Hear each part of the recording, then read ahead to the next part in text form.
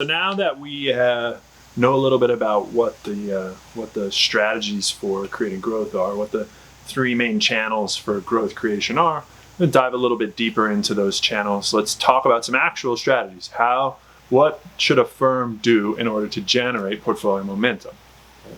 Now, just like with all the strategies to create return, there's a definite ranking of in terms of strategies that are going to create the most value, right? So we'll start by talking about the strategies that create the most value, and we'll finish by talking about the strategies that create the least value.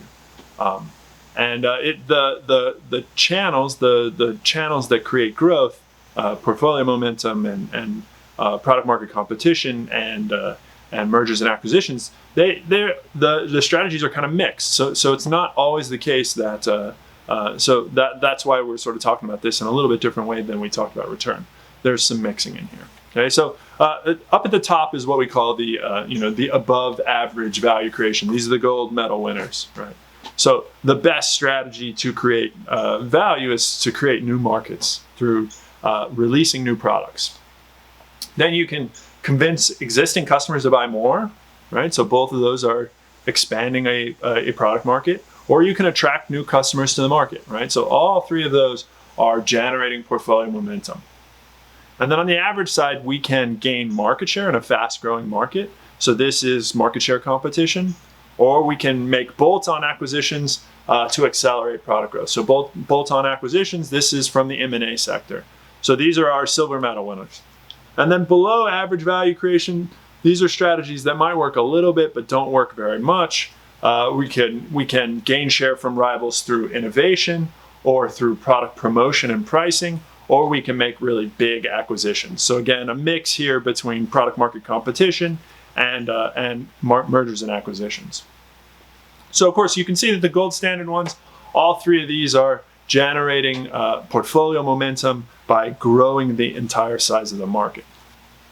Okay, now, sometimes it's, or oftentimes it's not clear, right? So there is a little murkiness here behind when we talk about examples into exactly which category we can sort of put a firm's growth strategies. Okay, so we'll try to talk about some of that, and we'll try to talk about what happens. But the biggest thing that distinguishes the ordering here, the reason why some strategies create more value than others, is largely driven by the ability of the rival firms to retaliate, or the likelihood of retaliation. Okay, so what we're going to talk about when we talk about sustainability of all these strategies is, if a firm implements a growth strategy that we are talking about, what's the likelihood that it's sustainable? And that sustainability, of course, is going to be determined by the likelihood that the rival firm says, oh, hell no, we're coming for you, and they retaliate in kind. In which case, whatever growth you started is probably going to stop pretty quickly. Okay, so sustainability here is largely governed by retaliation. And so that's how we think about growth in the context of competitors. Okay? So let's start by talking about the gold standard, the gold medal winners. Of course, the best way to generate revenue growth is to create a totally new market, right? This is just like sort of very similar to the return side, where we could create a new, completely unique product, right? That's the best way to increase our return. It's also the best way to increase our growth. If we come up with and release a totally new product, we will have established a totally new market. And not only is that generating good return for us, it is creating a market space where we have no competitors. Right? And if we have no competitors, then we have the entire market. If we grow the market, we get all the new competitors. Until a new competitor moves into the space to actually compete with us, we capture all of the revenue and the revenue growth. Right? Now, what we have to think about here when we think about sustainability there's a couple of things. Right? The first is, just like generating a unique product, creating a new market is not, it's the best way, the best strategy, but it's not the easiest one, right? Again, try to think about like something that's actually a brand new market.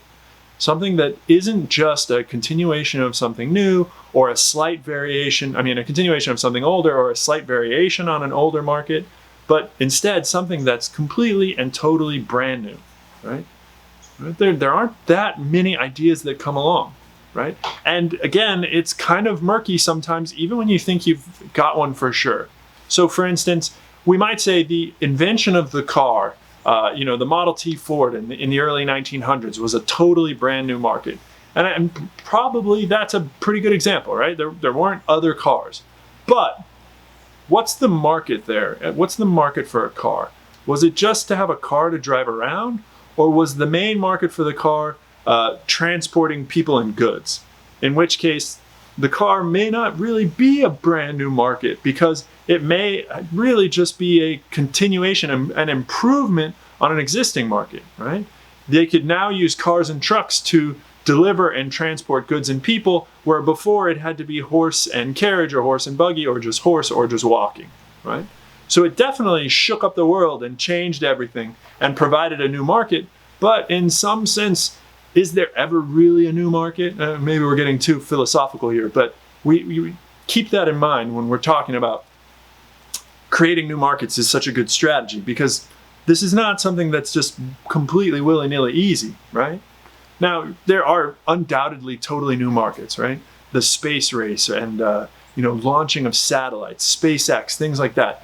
Those are markets that are pretty new and that really didn't have like another a previous competitor. I mean, you can imagine, like, say, the launch of GPS satellites to be a completely new game-changing market, because the only thing that ever really competed with GPS satellites before was like a map and a compass. And that was such a different kind of market that probably this is an example of a totally new market. Okay. So what we have to be, again, we just want to keep that in the back of our heads, that this isn't something that we can just do. This is something that, is going to come in one eureka moment a lifetime. And then you take advantage of it as long as you can. And if the new market is more in terms of we've made a much, much, much, much better and much different way of doing something older, then we have to be aware that is, it's going to divert consumer spending from whatever the other older, worse option was to this new, better one. And that, of course, is going to also give the opportunity for potentially for those older competitors in doing whatever they used to do to try to move into the new market. Okay, so it's definitely sustainable. This is sustainable. Nobody's going to retaliate against us necessarily. They might preemptively retaliate if they think they're, think about, like, say, renewable energy versus, oil. We've definitely seen examples of oil companies preemptively retaliating against renewable options or electric cars or things like that, as in a way to stop a new market from being created. But once it's created, what we're more likely to see is just a rush of people to join the market, and then we'll be in a normal market. So the first mover, the first person there, is going to enjoy definitely some growth in revenue, definitely going to enjoy portfolio momentum, and it's going to be sustainable until the point where it's big enough and popular enough that everybody else follows suit, because we're all looking for the next best thing. Okay, so it's difficult, but of course extremely valuable to a firm to be able to create a new market. Now, the next best thing, and this of course is much easier to do and much more likely, although it's not always, it gets harder and harder, and the strategies to incentivize this get much more creative. So this is, I think, a lot more interesting. And that's when we try to get our existing customers to buy more of the product. Okay? And so again, this is, it's not as easy as it sounds, because not every product is even going to be open to the potential for this growth strategy to work, right? But if we can do it, if we can get our existing customers to buy more of the product, then we're going to be in a situation where we're going to have a very low risk of retaliation, because everybody in the market space benefits, right? So if I sell soap and I get everyone to buy more soap, then everybody's better off, because whether they're buying it from me or my competitors, we're all selling more soap, right? And on the other hand, if you sell cameras, then there is a very small segment of the market that you are going to be able to convince to buy a second or a third camera, right? Lots of people buy one. Very few people have 2 or 3 or 4, right? So this isn't going to be across the board something that we can do for every product. But for the ones that we can, it can be really successful. And so there are some really interesting examples here, just interesting and creative strategies. One of the ones that I think is cool was started by Procter & Gamble. They have a big consumer health products division, and one of the things they sell is like Dawn soap. And they wanted to create some portfolio momentum. They wanted to bring customers into the market. And one of the ways that they thought that they could do that would be to convince their existing customers, the people who already bought soap, to buy more. And that's not always an easy thing to do. Of course, right, a pandemic can do it for you, right? Everybody's buying hand sanitizer and soap and bleach out the wazoo right now. But of course, unless you're a completely evil corporation, you're not going to start a pandemic to increase your market share or your market size. But what they did instead was they embarked on this big advertising campaign to try to increase the hand washing in the U.S. So they had this big campaign saying, "Oh, you need to wash your hands, every time you do this, every time you go to the bathroom, when you're cooking." And they focused on the health aspects, and they focused on the cleanliness aspects, and they tried to create a sense of consumer disgust on people who might leave a bathroom without washing their hands, things like that. And that might seem kind of crazy to you, but it was hugely successful. They ended up increasing their revenue growth in the double digits for several years by increasing the sale of soap and hand sanitizer and stuff like that. And all their competitors were just as well off because people weren't just buying the P&G soaps and hand sanitizers. They were buying everybody's soaps and hand sanitizers. And so they grew the size of the market pretty significantly that way, right? And there have been some nefarious ones, right? I said you don't necessarily have to be evil, but there are some nefarious examples here. And one of them is by the major sugar growing companies. And this was back in the 60s. They were trying to figure out a way to sell more sugar.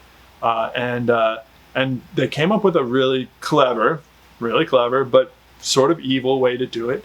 And what they did was they paid a bunch of scientists to run studies showing that fat was bad for people.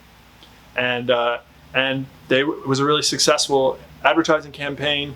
That's the reason why you see all low fat everything, low fat this, low fat that, because people just started to assume that any kind of fat, anything in food that had fat in it, was bad for you. And this was essentially a marketing campaign largely driven by the sugar corporations, the big sugar conglomerates. And it's not that there isn't like any downsides to in taking fat or eating fat.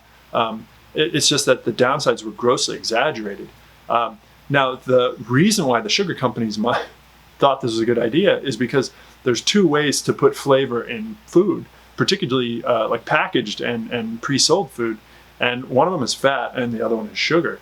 And so as all these firms tried to create a low-fat version of their product, they found out that consumers didn't like it because it didn't taste good anymore.